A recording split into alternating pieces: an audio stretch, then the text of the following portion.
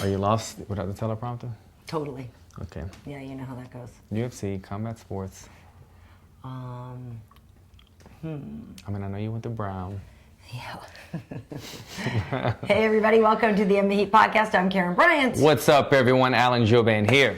So we'll talk UFC 225. We'll preview that, and we'll wrap up a little bit of UFC Utica. But everybody knows now it is 100% official. Your fight. Oh, I didn't know what was going on. I thought we had some more breaking news. Oh, yeah. Confirmed. I know. I kind of teased it, a week or two ago on the show. But honestly, the UFC never confirmed with me, and so I was a little hesitant to put it out there more about my fight. But it was released. Like when they started booking the flights, which we're doing now, nice. It's usually official. So yeah, it's going down in Germany, July. You and Daniel Hot Chocolate Roberts. And as soon as a lot of people saw that, they were like, damn it, like two guys I really like. Yeah. I mean, it's a firefight for sure, right? It's a good fight, but I've seen the same thing that a lot of people seem to, both of our styles or maybe our personality, whatever it is, but a lot of people that like me are also fans of him or vice versa. So all in all, at the end of the day, maybe it'll be kind of like me and a Ben Saunders fight where you get a good, entertaining fight and still have both guys, still likable guys. Yeah, I like Hot Chocolate a lot. He's a good dude, but I mean, I gotta root for you. But you know what I'm saying, you got it. In this instance, Hot Chocolate. Yeah, no, sorry, brah. Yeah. But no, I'm excited. Did you sign? Or not? Oh, we got a mic out.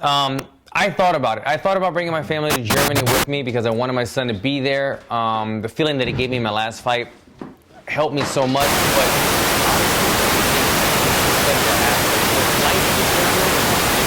to travel to Germany, I didn't realize Germany was that far. You're talking about an average of, I think, most of the flights between 16 to 20 hours. So you're talking about sometimes 1-2 layovers and this and that. So to bring my family all the way there to Germany, 1 or 2 layovers for a couple of days. If it's a vacation, it's one thing to travel across the world. But when you're going for 3 or 4 days and I'm cutting weight, I'm focused, I can't really enjoy those days with them and do all the tourist stuff we love to do. It's a lot. So yeah, I'm just going to go with my team, take care of business, leave the family at home. All right. Well, that makes sense. Yeah. I'll just speak loudly over here in case mine isn't working right now. Are you out? Yeah, I don't know. It looks like it's on, but Wade's going to get more batteries or whatever. Sure. But yeah, no. There we go. That's exciting news. That's exciting news. Mm-hmm. So anyway, you brought up a good name just a second ago. You brought up, I won my tennis match this weekend. Congrats. Yeah. I didn't see any posts about it, did you? Yeah, I posted about it. I won 6-3, 6-2. Okay. I played okay. There was things I could have done, but I need a better kill shot. Are we good on my mic yet or no? Oh, it's been good. Oh, okay. Oh, good. So I need a better kill shot. You know what I mean? I have a lot of consistency, but I need to work on my let's end this point shot. Finishing, smell the blood in the water. I've got your Vandalay Silva. Right. I throw a lot of combos out there on the court, Alan, but I need the knockout punch a little bit more. I need to work on that. But yeah, it was fun.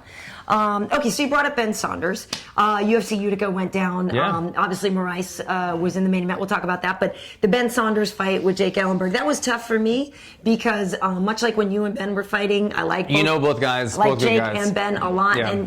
And in certain ways, more so for Jake, but it kind of felt a little bit win or go home.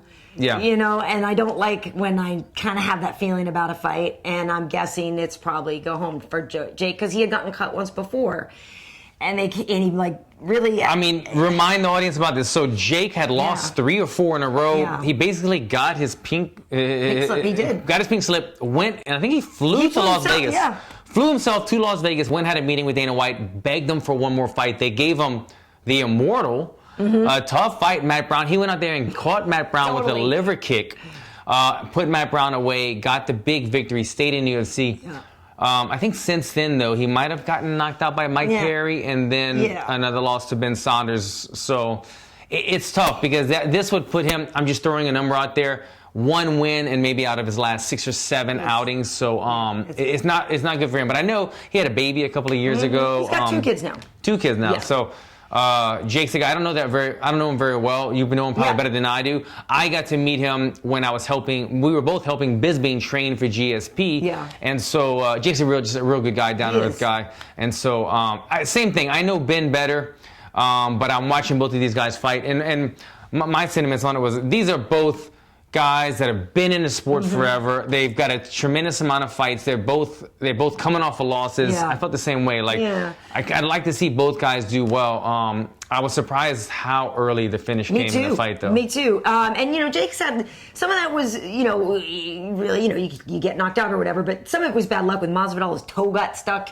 in the fence. Do you remember? I mean, like he's had some bad luck too. But and tough opponents. The thing is, once you get to almost the top, like Jake Ellenberger did, and then he's not in his prime anymore, he's still fighting the top guys, and that's part of the reason that his record shows the way it is, because he's fought everybody in pretty much like the top 20 over the last 5 years. Yeah, it was tough. But I wish him well. I don't know what officially has been said or whatever, but Jake has always been a good dude. Wish him well. And Ben was psyched. He was so fired up. And then it looks like he's kind of calling out Damian Maia in a weird way, or like calling out. Let's talk about this. Like, what was happening with that? I'm a little confused, to be honest, Karyn. I read the tweet. So Ben put out a tweet, and he was pretty much saying, like, I got nothing but respect for you, Damian Maia. Let me handle my business or this and that. I'm assuming all in all, at the end of the day, what the objective was to either fight Damian Maia in order to get a shot at Colby Covington, or I feel like Colby Covington was the elephant in the room. But I don't know if he meant I need to fight you to get to Colby, or I'll handle Colby for you. I was confused by it, but at the end of the day, was that what you were sensing? That it was Colby Covington that was right. There's somehow in between the lines in there, but it's almost also too. It's like I got the feeling that Ben was talking about wanting to fight Damian because he wants to compete against him in jiu-jitsu. He's saying, and after his fight, he said I have the deadliest guard in jiu-jitsu in MMA. Right, and so it's actually intriguing to me to see Ben and Damian fight. I actually would be interested in seeing that. Me too, because Damian takes everybody down, right? Or tries to take everyone down. If he then takes down Ben Saunders, who has very long legs, flexibility, and rubber guard, dangerous game, what would happen right there? I'm all for this fight. You know, I mean, it's funny though how Ben, he came off of 2 losses. He lost before me, and then obviously my loss. The loss that he had to me, and then he came and got a big win, and now he's right back. He's doing the right thing. He's using the momentum. He's kind of calling people out. He's using social media to his advantage, and now we're talking about him fighting Damian Maia if it would happen. So use that to your advantage. Get the momentum going. It'd be cool. I'd be happy for Ben getting that situation. So let's talk about this main event. Literally, it was like the shot heard around the bantamweight world. Like that. Did you hear that kick? My tweet was like, "Oh, did you hear that?" It was like. I mean, just right upside the head. His foot, his ankle hit him right in the skull. It was such a firecracker of a shot, and it was just well timed, well placed. You watched the post-fight show? Some of it, a couple minutes here and there, not too much. From what I grasped from the little bit that I watched as well, I think they were talking a little bit more. And correct me if I'm wrong, but they were talking a little bit more about him having his hands down. Jimmie having his hands down. Than Marlon. Right. More so that his hands got a little low. The thing that I grabbed from this fight was Marlon. What he did phenomenal was he almost overthrew the kick. A lot of times we'll kick, and if this is my head, you're gonna kick midway in the target, like you're hitting a pad. You hit the pad in the middle. But we're only defending maybe like 90%. You know, you're never going to defend everything 100%. So he had his hands up. Yes, they were a little lower than normal. But even if they would have been all the way here on cheekbones, like a professional boxing coach would tell you, there's still a couple inches on the forehead. Right. And that's what got caught. He's got such flexibility and dexterity, and he's so quick with that switch kick. It went right above the guard, hit him right in the forehead. It sounded like a firecracker and put him away. It totally did. It was just a precision kick more so than a bad defensive move. In my mind. Yeah, and that's why I think it was so loud, because he got like the hardest part of his head. It was loud. Those are the kind of kicks that like you get a highlight reel, but when you go back to your room, you're icing your ankle for like 2 days because they do hurt later on. I bet. Well, with that, Jimmie was on a 20-fight win streak. Marlon came in here and blasted him, and of course now it's the whole title talk. Which I think I'm cool with him getting the title. I am too. The whole of course scenario is if Cody wins, he and TJ will have to have a trilogy before anybody gets anywhere closer, and I would totally like to see that. I mean, if it happens. But otherwise, he's fought a lot of the people already there. Sun Sao is above him. He's already fought a Sun Sao and lost a split decision. A split decision, right? Yeah. Okay. So I guess you could rematch that. I don't know if people are excited about it. I mean, Sun Sao is fighting Rob Font on the 226. So in a lot of ways, to me, Marlon looks like he's next. If Rob Font is able to beat a Sun Sao, then I think that makes Font Moraes eliminator. Or it makes Moraes more eligible for the title shot. Right. But like you said, or that, one of the two. If Assunção wins again, either way, you know what? He was saying, they kind of asked him in the post-fight interview, so are you only looking to fight for the title next? And he kind of avoided the question, but then he followed up and pretty much said, I want the belt. I want to fight for the belt. Right. So he's looking at it like that. But look, in the way, the new UFC right now, where we had fighters getting cut. They got re-signed, obviously. Yair Rodriguez. He's back with the UFC. Apparently, they're working everything out. Right. But Dana White also put out something pretty recently saying, if we offer you a fight, take the fight. That was kind of his advice to fighters. I didn't want to go to Germany, but I'm going to Germany. You know what I'm saying? So, at the end of the day, we don't always get what we want at fighters, and it sucks that we don't have more leverage in the negotiating table right now. But he wants to fight for the belt. I think he deserves it. But if they say, look, we have some other stuff that needs to play out, we're going to offer you a main event against the top guy, I think he needs to take that fight. For sure. Yeah. And Marlon, it'd be good for him to be able to get to be better known as well. I mean, that is some of the problem with some of these. He's fairly new. Right, is that people don't have as much familiarity with once you're done with TJ and Cody and Dominic. Yeah. You know, a lot of people, what do you like? He's like a little. I was about to get to it. Okay, he's like a little toy. And like, I feel and like. mean, no disrespect, but it's like. And if he kind of, if he can kind of give me a little bit of. But you can't make your voice lower. But maybe like a little, I don't know, like when he gets, when he's like, I'm ready to fight for the belt. His voice is a little, God, he's about to switch kick me in my head. Probably why he's a good fighter out. I'm going to have my hand. That voice, if he I got see ridiculed all his life. I'm going to have my hand so high up because he's going to switch kick the shit out of me. But it's just funny. He's got such like a sweet voice. I know. It's like, damn, it's hard to really like do a highlight video of this guy. You just have to show highlights only because you can't do a highlight video of him destroying people and then go to his interviews because he's like, oh, this guy's sweet. This guy's such a nice guy. You come over and babysit or something. He looks like the nicest guy. Well, he's a smaller guy and, I don't know. Don't kick me in the listen, we're not the I hate to say it, we're not the first people to mention his high voice. Yeah. Hey, Mike Tyson had a high voice. Exactly. I ain't said shit to him. That's right. So good on you, Marlon. Also from that card, another former opponent of yours, Bilal Muhammad. Yeah. I got to interview Bilal before the fight, and really just like this guy now. I liked him anyway. I liked his fighting style, and he seemed to be cool with you and handle that fight well and everything. He's just a cool guy, and I had never interviewed him before. And then as soon as I interviewed him, I was like, okay, this guy's like on the must talk to list now from now on. Very entertaining guy. And we had some fun writing some rhymes for him after. And just stay tuned. We're cooking up some things here. We've been in the lab, kids. Yes. So we're going to have some interesting things coming up for you guys. Fun stuff. Interactive with you guys. Yes. Stay tuned. But for those of you who contributed some lines the other night, it was fun. He said, I said, I hope he gets on the mic for the post-fight interview, and he didn't. And he's like, they couldn't handle my bars. And so then I wrote a rap, and then other people added in, and we had some fun. There's some funny stuff. So and you had almost a whole song there. Yeah, exactly. We might continue that going in the next weeks and the next fights. So stay tuned, guys. If you follow Karyn or I on Twitter or whatever, just stay tuned. We might put some stuff out there. You guys can participate with us, and then we'll let you know. Maybe we'll show it on the show next week. It's going to be fun. We're going to come up with some cool stuff. Also, was happy to see Sijara Eubanks get in there against Lauren Murphy.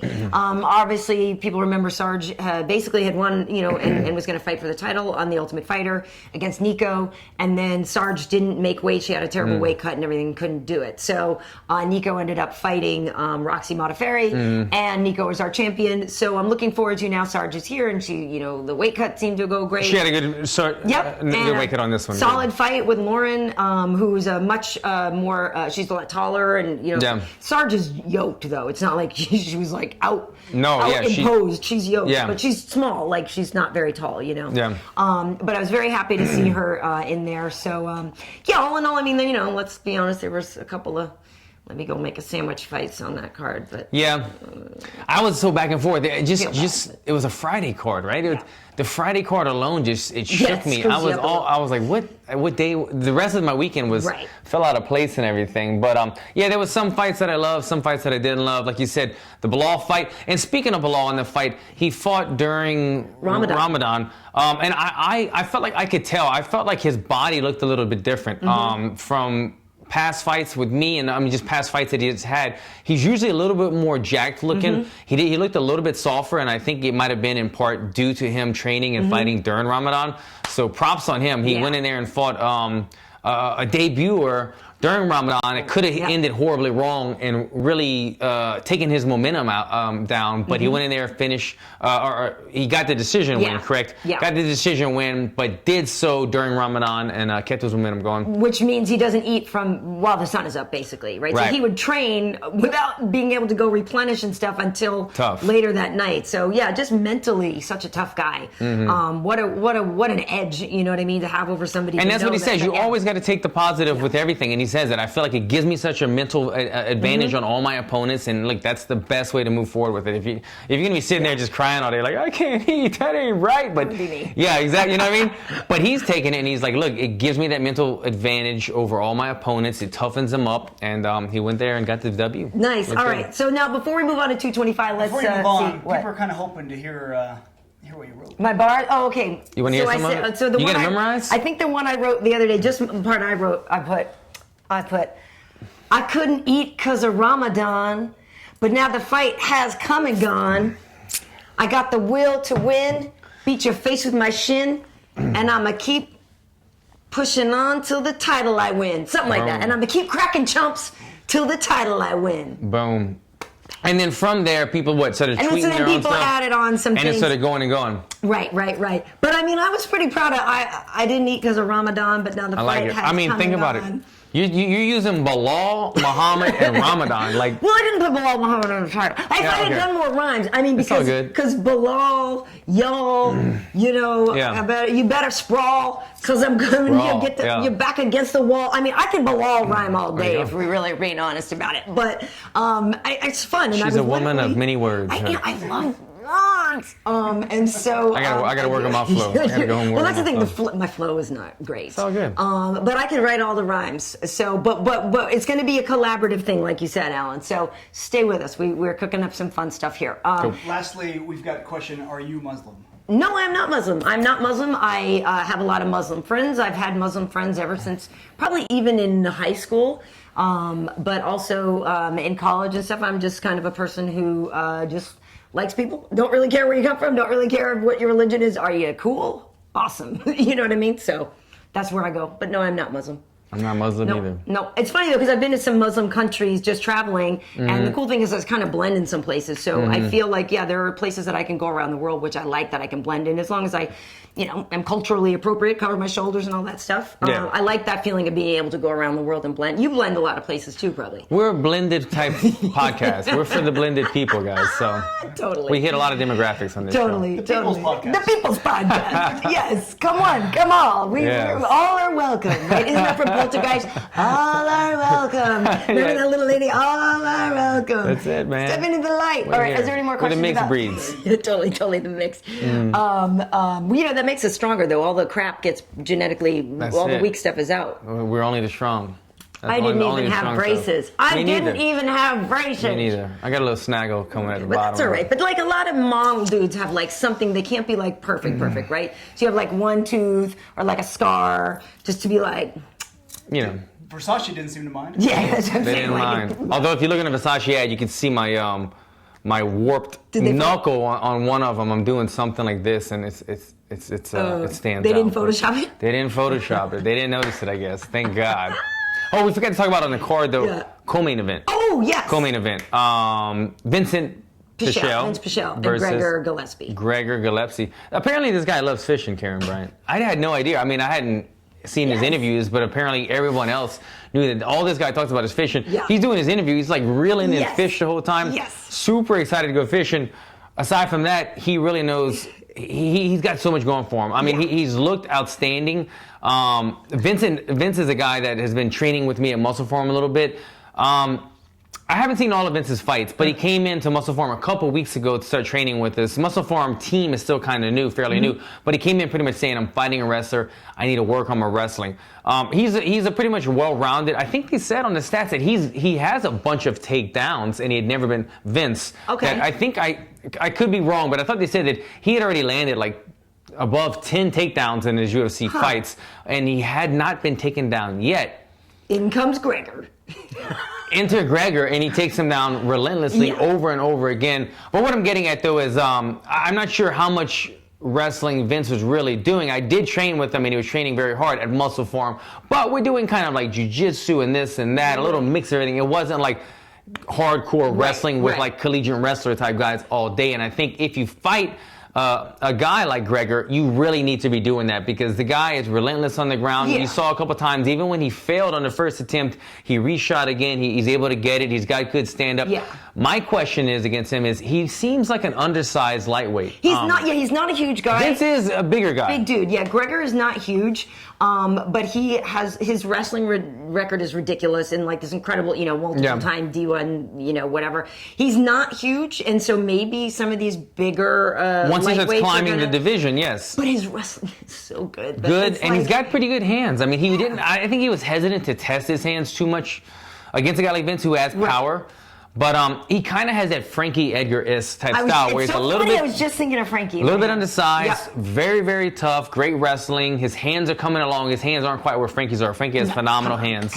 But that took years and years of fights and practices. Gregor's a lot newer in the sport, but he's got that potential, man. He's got that potential in him to be a great fighter. How is he going to do against a bigger, stronger? The 55 division, and I'm a welterweight. 55 division is probably the toughest division right now in the UFC, and once you get in that top 15, there's no easy goes. Yeah, I literally was going to say Frankie, too. Same thing. Frankie was like the little engine that could, and he didn't let that size be fighting the bigger guys his whole career. So if Gregor can keep the speed and those takedowns, I mean, his takedowns, it's ridiculous. It's ridiculous. I think he's got a very bright future. And it'll be interesting to see what kind of matches they give him as he comes along. But he's exciting. Awesome. And you know one thing, too? I know that the UFC likes for you to call out people and use the mic time, but I kind of like that he's going against the grain with it because a lot of new guys that come into the sport, they get 2 or 3 wins under their pocket, and then they're calling out for the champ and all that stuff. And he's kind of like, you know what? I don't like to do it. Give me whoever you want. But to me, he's still got the buzz about him. Like if he would have called out the number 1 guy that didn't make sense or somebody else, doesn't really matter. He's got the buzz. His fighting speaks for itself. I don't think he needs to call out anybody. I like the style that he's approaching it. Yeah, and he also doesn't just lay and pray. He's not a wrestler. Yeah. Like he does something. And you know what else he said? He's looking, he's finishing fights. And also he said, I could come out here and call out somebody, but it would be disingenuous. You would see right through it. And just him acknowledging that, I love it because you hate to see guys that are faking it. Colby Covington. I was just going to say, what a great transition. Breaking to the next fight, yeah. But you just, when people aren't really passionate or you don't really believe what they're saying, you tune out or you just don't believe it. And he just said, look, it's not me. It's not in my DNA. I don't want to be fake. You'd see through it. So just give me whoever you want. I'll fight. And I respected it. He's also the guy that eats the same thing every day, the prison diet that he talks about. Yes, exactly. Like, it's literally steak, asparagus, oatmeal. There's like 6 things on his whatever. And like he literally eats the same thing because he says if not, he'll get away from himself. Like he likes Creature that discipline and stuff. Is there a question before we do to 225? There are. Sarah Redwood up in Canada. What's up, Sarah? Listener, and then also I have the same question. Alan, we want to get your shirt. Yeah. Are you selling those? How do we get them? Man, I appreciate it. These I did a while back, and I'm out. I stopped selling them, whatever. But I'm glad you like them. I think I have a new logo now. I think I have. Well, this was like with my old manager and stuff, and then now that Sandoval, the apparel gear that sponsors me, they have a new Brahma logo and everything. So no, I'm sorry, the shirts are unavailable. So but you're saying they're a collector item now? Yeah. They went up in value basically. So I will sell you this one off my back for a high dollar price. Yeah, but, baby. I know. I'm hoping with Sandoval we can collab and maybe come up with some new shirts because people ask me that all the time. I've got all these old Jouban shirts and Brahma shirts, but I haven't done anything in years because in the UFC, the way the deal came in. Yeah, you can't really wear it to the ring, and so like this one, I think I wore this one like at the Staples Center and all that stuff. And then when the Reebok deal came in, people kind of stopped doing as many fight shirts and all that stuff. So, but I'm glad you liked it. I appreciate that. Cool. So is there anything before we move on to 225 or? Yeah. Okay. Cool. So, huge fight, huge fights this weekend. Good card, I'm excited. And that's the thing when you're looking down when you have Benavidez, Pettis, and you got Sugar and stuff on the Fight Pass prelims. Okay, let's get into this, Karyn. I'm super confused. Is there some type of big push for Fight Pass going on? Why are they putting these type of fights and these type of names on Fight Pass I know, because right Guida Oliveira is also on the fight, but like the Fight Pass prelims are good. Yeah. I don't know what it is. I think part of it is that, that card has so many people on it, so they got to shuffle it around. Obviously, they want numbers on each 3 sections of it. I think, well, also, I know if you talk about CM Punk and Mike Jackson being on the main card, a lot of people are going to be like, well, that's totally crap because those guys are both 0-1 in the UFC, but CM Punk is a huge He's star. a name. So you're going to sell pay-per-views. You have to acknowledge it, yeah. Right, so that's obviously makes sense. It's weird, right? I'm excited because our featured prelim for FS1 is Overeem Blades, which is awesome. But it's weird. I don't know what happened. I know Joe Benavidez is real frustrated about the Fight Pass thing. Sugar doesn't really care. By the way, I have a ton of interviews out. Rashad is one of them, and also his opponent, Anthony Smith, and I'll Benavidez is fighting, Sergio Pettis. Which is a fantastic fight. Joseph Benavidez they're like is the 2 and number 3? one. No, Joe's number 1. Like, 1 and 2? Yeah, and they're on Fight Pass? It's crazy. It's Damn. crazy. It's crazy. The flyweight disrespect happening right there. Oh man. I don't know. I don't get it. It's tough. It's tough. I've never fought on Fight Pass. I don't think I have. Well, I fought like when there was an entire card, but I've never been like the very first 2 or 3 fight on Fight Pass. Right. But honestly, I would be pissed. I would be pissed if they put my ass on Fight Pass just because I debuted in the UFC on the main card. I was on the Ronda Rousey's pay-per-view cards, my second and third fight in the UFC. I was co-main event my second fight in the UFC. By accident, but I was. What I'm getting at is, you bumped my ass to Rashad Evans, former champ, former Ultimate Fighter winner, former light heavyweight champion of the world, is on Fight Pass, and you have the number 1 and 2 guy in the world, Sergio Pettis. I mean, this guy is like the new face of the division almost, and you have the return of Joseph Benavidez. I'm selling this damn fight for you guys, Fight Pass. Give me some, sponsor us. It's a really... You put them, and then you said, who else? Guida and... Clay Guida and Charles Oliveira are on Fight Pass also. Get the F out of here. It's crazy. But the interesting thing, a lot of things we want to touch on, but I did do a bunch of interviews for this card. So I did talk to both Rashad and Anthony Smith. And Rashad, he knows he's on a losing skid. He recognizes it. He's learned a lot over the years. Lost a few in a row. But anyway, the cool thing about Rashad is you're not telling him anything he doesn't know, right? And he has a great attitude on things. It's really, I feel like it's well worth listening to him. He talks about a lot of stuff, getting his mind right. He's also going back up to 205 pounds. 185 was tough for him. That makes a difference in his performance. He looked good. He looked good, but he didn't fight it good. But he didn't fight it good. Fight it good, right.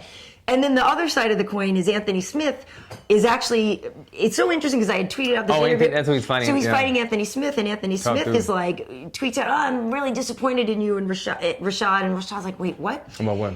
Long story short, and you should watch the interview to get the explanation, but basically Anthony is mad that fight fans are like, oh, Rashad's washed up, he's trash. And Anthony is mad that Rashad is not standing up for himself and being more vocal about, like, screw you, I'm not trash. And so Anthony is more like, hey, listen, I want to fight that old Rashad. Yeah. I don't want you to concede that you're done. Yeah. Because he's saying, like, this is one of my hero guys. Like, I totally respect him, and I want to fight the best version of him. And so it's an interesting. It makes sense, though. It makes sense. It's interesting. So I feel like people should watch both of those interviews and understand, like, both their mindsets going into it, because it's an important fight for both of them. If Anthony wins, that's the biggest name he's ever taken out. Yeah. Before that, it was Hector Lombard. Mm-hmm. And if Rashad wins, he's turning things around. It's a very interesting story. So I feel like people should check. It's almost like Rashad is playing mind games and just letting people say he's washed up because maybe he's training extra hard. And in return, Anthony Smith isn't getting motivated because he's like, Rashad is conceding to being this washed up guy, and a lot of mind shit going on right here. It's this. But that's a good fight, man. It is a good fight. It's a good fight. If Rashad goes for it. And does what Rashad knows how to do. If Rashad is old Rashad, but also, okay, so I also talked to, this morning we put it out, Mirsad Bektic and Ricardo Lamas. So I got both sides of that fight as well. Obviously, these guys are featherweights. And the cool thing about both of them is, well, many cool things. But I talked to both of them about the whole thing about fighters missing weight, right? Because the last time Ricardo fought, he fought Josh Emmett, who came in overweight, and he knocked Ricardo out. And Mirsad, I don't think, has faced somebody overweight, but it was interesting. Both he and Ricardo are both like, because Ricardo's like, no, you lose your show money. If you come in overweight. That's what he would like the policy to be. Mirsad was also saying, like, you should lose. He either said like all of your money or half of your money. Like both of these guys are committed to making the weight and being 100% professional. So they both have a lot of opinions on that. Ricardo, it's so cute. He interviewed Ricardo. He's got a little baby. This is like the little Munchkin episode of the show. But his little baby Camila was just born a few months ago. So you'll see her in the interview and stuff too. But Ricardo, has a lot to talk about because he's been in the game a very long time as well. Fighting Mirsad. Mirsad is a TriStar guy. Gotcha. And I just had never spoken to him before. He ended up interviewing. Yeah, and he's really cool. good. But what's his? Is he coming off of a win or loss right now? He lost to he's coming off a loss as well. It's the Darren Elkins one. I think was his last fight. Right. He was a guy that had a lot of potential, and then he had one or two losses in the row. So basically, he's on the wrong side of a comeback of the year. Mirsad was beating the crap out of Darren Elkins. That was the fight? That's oh my God. The damage, where he's all this. So Mirsad was beating the crap out of it. That was his last fight? I think that was his last fight. That was a minute ago, man. Was it the last one? If not, he has a win after that. No, I think he has But that was him in that fight. He was beating the crap out of him, and then he got the comeback. Yeah, so he's on the wrong side of the comeback. So, we talk about the fact that, holy crap, there's the greatest comeback in the history of it. Oh, you're the dude that lost that comeback. Right. You know what I mean? And so he has a good outlook on that. That's how I met. I don't mean to Luke Saunders, Luke Coolhand. Yes, Luke. Coolhand. He was on the same card, I believe, and he was beating the crap out of some Brazilian guy. Brazilian guy got him in a knee bar, tapped him out. And I met Luke in Vegas one time. I was like, "What was your last fight?" And he told me, and I was like, "Oh, that was the two comebacks on one card." I was like, "Yeah, that was crazy." I was like, "Oh, my bad, man." Yeah. My bad, dude. But I think that was that same card. They bought two crazy. Obviously, the Darren Elkins one was the biggest, craziest comeback we've ever seen. But Luke Saunders was on that one as well. Yeah. But Mirsad, real nice guy. That's the thing. There's always new blood, right? And I know he's not brand new, but it's cool to find, for me, there's still people I've never spoken to, right? So I'd never spoken to Bilal before. It's my first interview with Mirsad, who's a good dude. Got a sense of humor. I'm excited. So, and I always like Ricardo. Ricardo is a real good guy. So, so that fight is exciting. I spoke to Carla Esparza. Now, this one I don't know about, Alan. Who's Carla Esparza, Claudia Gadelha. That's on the same card? Yes. Bam. That's what I'm saying. Lamas and Bektic are fighting, and then Carla and Claudia. Claudia and Carla that is going to be a ridiculously good fight. Ridiculously good fight. Yeah. And they've been talking in the past. So Carla explains there's some tension and some heat because they were actually supposed to fight a few times before, and it didn't happen. Claudia had some issues one time where her weight cut was too drastic. They wouldn't let her fight. It's been building. It's been building. And they're both very good wrestlers. Do we know what the rankings are in these? Wait, did you see it? Claudia is, I think, Claudia's got to be 4 or 3. Carla's 6. 6, yeah. But, they both, Carla lost her title to Joanna. Right. Claudia has lost to Joanna. They have, obviously mutual opponents. Claudia is an incredibly good jiu-jitsu girl and wrestler as well, too, very powerful.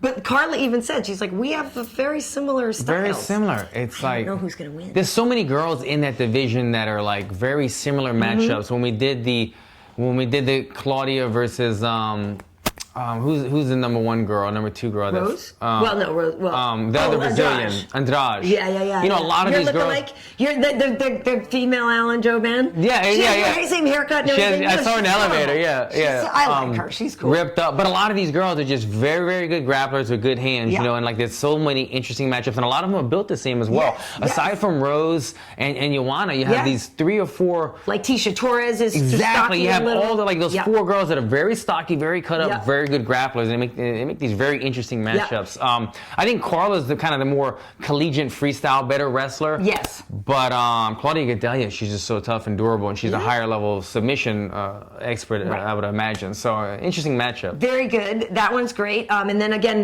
like I said, the main event on the prelims is that Overeem Blades fight. There's so many to get to. So the other person that we spoke to RDA and Holly the other day as well. So Holly did this whole lunch, and she's fighting Megan Anderson. This is back up at 145 pounds. This is Megan's welcome to the UFC fight. And we have that in 360. Yes, and we also have a 360. But Megan was going to fight Cyborg, but then there were some visa issues or something like that. She couldn't do it. So now she's fighting Holly. So Holly was talking about this, and it is an interesting fight for her. She really does still want to get her belt back at 35, but this is a 45 fight. You'll see in the pictures with Holly Holm is so jacked. She's looking jacked. Like, dude, She's got good arms. Oh my God. She's got really good arms. Ridiculous. But I didn't realize, and I knew she was tall, but I didn't realize Megan is 6 feet tall, allegedly. Oh, wow. That's her on her fighter profile. And Holly is not small either, but she'll be giving up some size there, some height. But it's interesting, we talked to Holly about Cyborg, like, you know, you went 5 rounds. Is that a kind of a victory in and of itself? I don't know. I mean, took a lot of punches in the face. It didn't help my chin in the future, but yeah. But yeah, you know, I mean, there's that mental toughness that comes from knowing that you can go with the best people in the world. Right. And she got her licks off too. It wasn't like she didn't. Yeah. She didn't take a beating the whole time. But yeah, I mean, you hear a lot of people say this sometimes, like, I go with the toughest guys in the world in the gym every day, so there's no way this guy's tougher. And then a lot of times when they say that, it goes the wrong way in the fight. So yeah, you know, I've come to the point where if you could take the least amount of damage in the gym and in the fight, then that's the best way to do your career. Be like Floyd Mayweather. Make a lot of money, don't get hit very often. Totally. Okay, so who is going to win, Colby or RDA? We talked to RDA. RDA literally, he's like, dude, because I asked him something like, hey, RDA, like, you know, do you have this pressure to win? You know, you're like basically fighting for all of Brazil and all of your countrymen. He's like, yeah, I don't really feel the pressure. Like, you know, everybody's rooting for me. But he says, he's like, yeah, basically everybody is like begging me to smash Colby. He's like, everybody you pass on the street. He's like, anybody that knows anything about fighting, like literally it sounds like stopping RDA and being like, dude, please.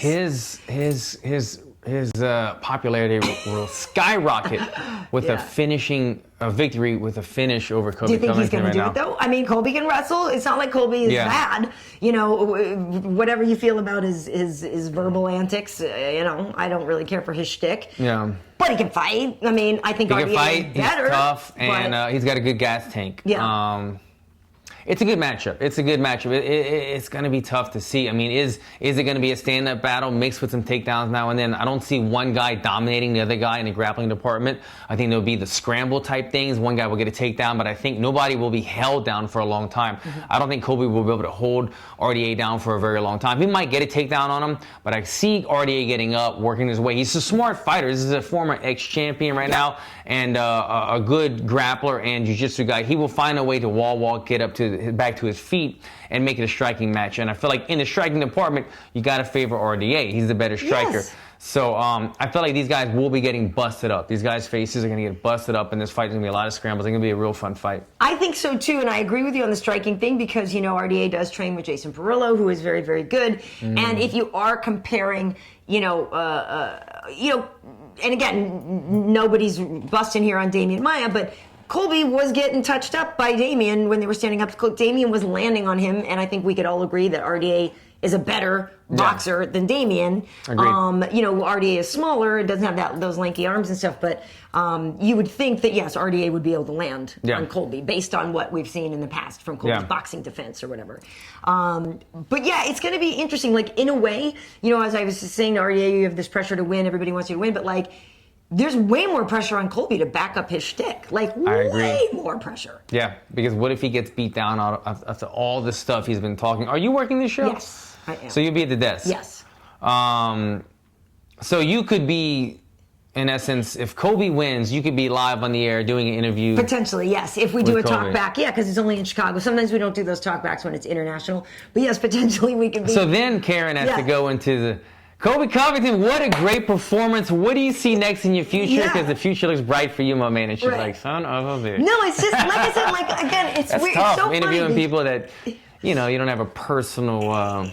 It's just more like I just find the shtick just like, really, guy? Yeah. Like, you know what I mean? Like, really? I just don't care for the shtick. Yeah. But I mean, I can separate the fighter and the fight from whatever. But yeah, I mean, there'll be some eye rolling probably. That's why you're a pro. I mean, if it was me, I don't know. I'd have to just go into, I'm working for this company. But I think this is what would happen anyway, is that I feel like he would just be anyway, the first thing he would say is, I know none of you guys like me, or like, you know what I mean? I feel like he would take an aggressive But he puts himself in that position anyway, so he kind of has to say that because he knows that, like, you know. Right, that's what I'm saying. Like, if I've already thought about this. I feel like he would say something like, well, I know you didn't root for me, or I know you don't believe me. Like, I feel like he would already have that chip on his shoulder anyway. In which case, I'd be like, well, it doesn't matter who I root for. Is Tyron like, working the show as well? It's me, Bisbing, Kenny, and Karate Hottie, Michelle Watterson. Oh, yeah. Tyron, huh? I think they want T-Wood in the audience. Okay. I mean, you know. You want that stare down? Yeah. You know, I think he's going to be in the crowd. I'm cool with that because sometimes the awkward interviews are just, as I said, awkward. When there's, him wanting to fight the guy who's interviewing him on the air. It's just kind of weird. I mean, it would be. Here's the thing. If Colby does win, it actually will be pretty funny to try to wind him up about Tyron. Yeah. Do you know what I mean? But whatever. We'll see what happens. It doesn't always happen with us as a live talkback, so he could end up talking to Megan backstage. We don't really know. Let me ask you this, and let me ask you fans this as well. As much as I assume the general population as us doesn't care for the antics that Colby does. But with that said, a lot of people want RDA to win. What fight intrigues you more? Right. Colby Covington winning, jumping in Tyron Woodley's face, and they're building this super fight of good versus evil, or RDA versus Colby Covington, or RDA versus Tyron Woodley. That's going to be a very respectful fight. What do you want to see more? As much as I want to see RDA whoop Colby Covington's ass, I want to see good versus evil. I feel like this is Batman and Joker right here with Tyron Woodley versus Colby Covington. It would set up a tremendous fight. I can't lie. There's a piece of me that just wants to see that crazy fight. But I actually think RDA versus Tyron is a better fight in terms of the action. I just feel like it's quieter in terms of... It is, but I feel like... Sound bites. I feel like Tyron is so much better than Colby. But, RDA being a former champion. So, what I'm saying? If I'm just talking about who's going to present a challenge and what would be a more interesting who's going to win fight, to me, that's RDA and Tyron. Right, because Tyron's a better striker, the heavier hitter, the better wrestler, the bigger man. Right. I think he does steamroll through Colby. That's what I'm saying. I don't think it would be as hard of a fight. But yeah, the build-up could be entertaining for sure. 100%. For sure.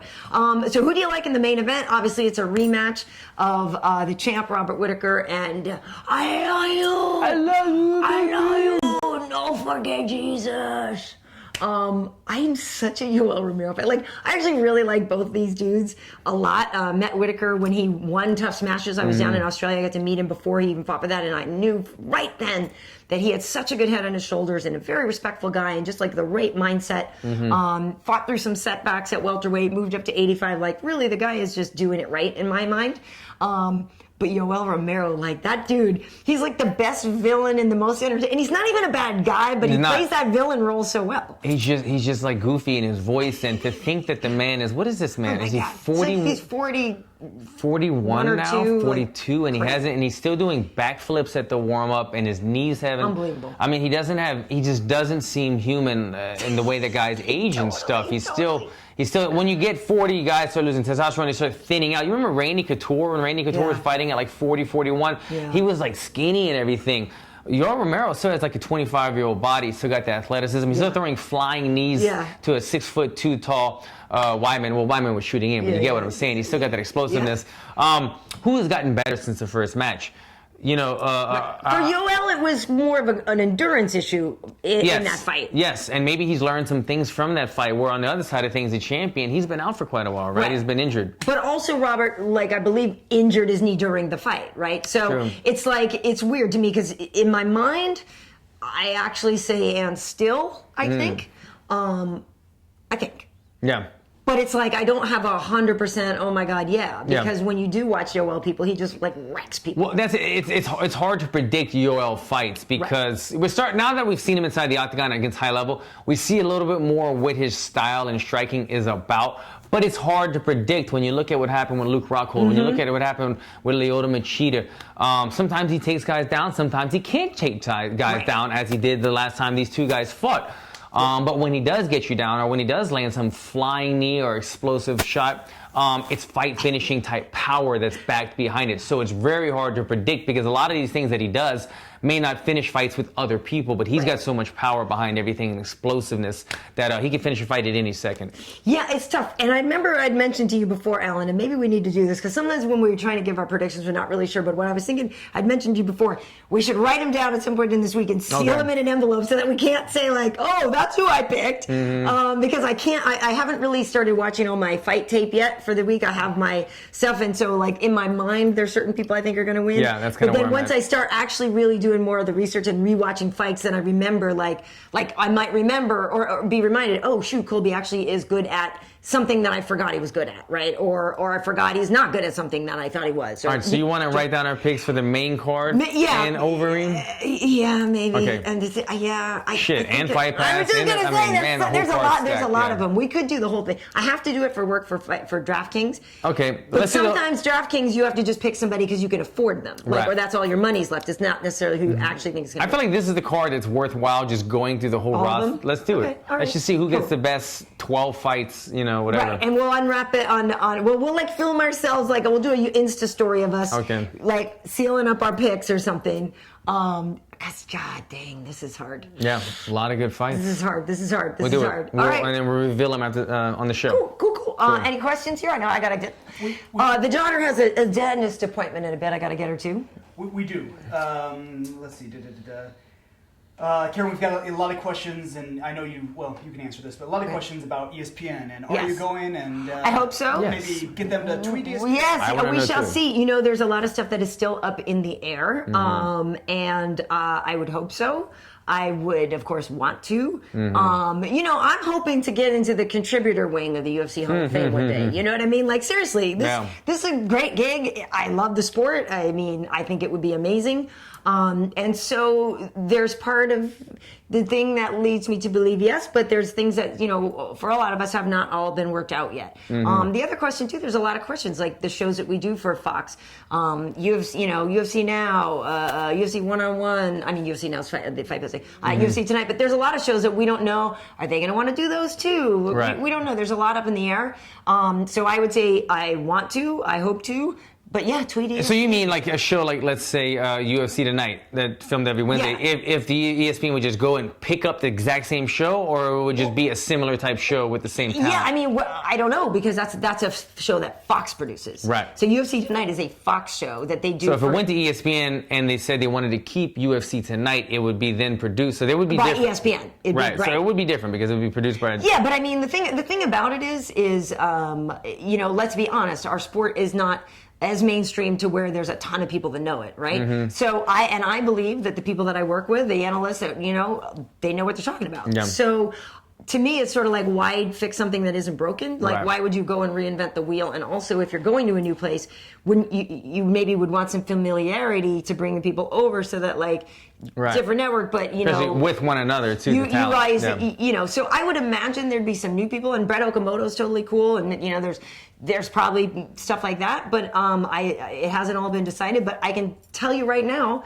there's nobody on the air at ESPN who knows as much about it as I do. Like, it's just a fact. So it doesn't mean I don't know as much about the NBA as somebody over there does. Do you know what I mean? We've specialized in our sports, and ours is a sport where fewer people have a depth of knowledge. Yeah. You might be an incredible sportscaster, but if the prompter goes out, I know a lot of people think I only work on a prompter, but if a prompter goes out, I literally can say, well, when I was backstage at UFC 121 and Cain Velasquez, you know what I mean? Like, I was there, and that's you can't fake that, and you can't make that up. And so that's the case for all of us up there at those desks. We lived it. So I'd like to think so. I hope so. I'm curious to see, man, with everything all the new details coming out. Sage Steele and I in the same place at the same time. Who was that? Sage Steele in the same place at the same time. Yeah. Could people's minds be blown? Any more questions? Yes. Yeah. One comment. Dan Flynn, Alan, he's saying that your hairline is fresh as. I appreciate that, man. He's a fan. Because we're just. I was letting my hair grow for a little bit, looks and good. I was doing some hat shows for quite a bit. We're doing hat shows at UFC now. The pork pie hat, man. I only bring that up because you were just talking about how you've been giving cage haircuts and. Oh yeah, man. My son. never had. Well, he's had one haircut other than me, but I've been giving him haircuts his whole life, and I got him fresh to death lately. I've been using the clippers. I always do the clippers. Like I fade it. Fading's pretty easily, but if you've ever done clippers and a comb, that's a whole nother world. I mean, I could touch up your hair if you want. No, maybe not. Do not. I'll stick with working on my son for now. I'll keep practicing. This is very specialized. Yeah. You need a weed whacker. Joe Boza, hey. Long-time listener. Yes. He wants to know, hey guys, did you hear or see Darren Till went up 6 spots in the welterweight rankings? So where's he at now? Up to number 2. Up to, is he 2? He jumped to number 2, and he's just curious what your opinion is on that. And basically, Stephen Thompson dropped 2. That's a great jump for him. Colby Covington dropped 1. Robbie Lawler dropped 2. So what are the rankings now? What do they say? You looking at them? It goes Tyron, Rafael dos Anjos, Darren Till, Stephen Thompson, Colby Covington, and number 5, Robbie Lawler. I mean, Stephen was ranked number 1 before. I mean, you beat the number 1 guy, you're going to go up a bunch of spots. Yeah. I mean, it's not like, he beat the guy. He beat him. I'm not like mad at it. Yeah, it is what it is. As we said, I know people were kind of going back and forth with us. Mm-hmm.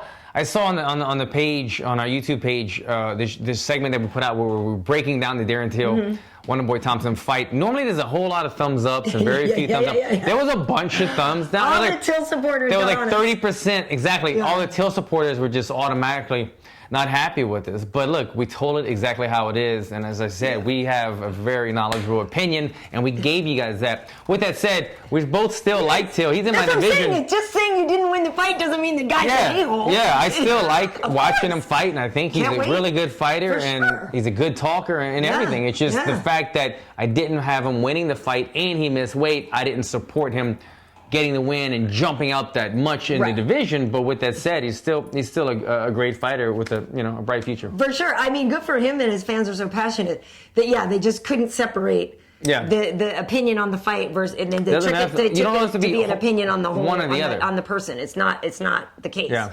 I had to work with Touchy Feely, and I literally told him to his face I didn't think he won a fight. Like he literally came to the desk after that fight with Dennis Bermudez, and we were on the road, and I'm like, I didn't think he won, and like he had to sit there, and so like we worked together at UFC, and like it's a thing, folks. We can all get along. Yeah.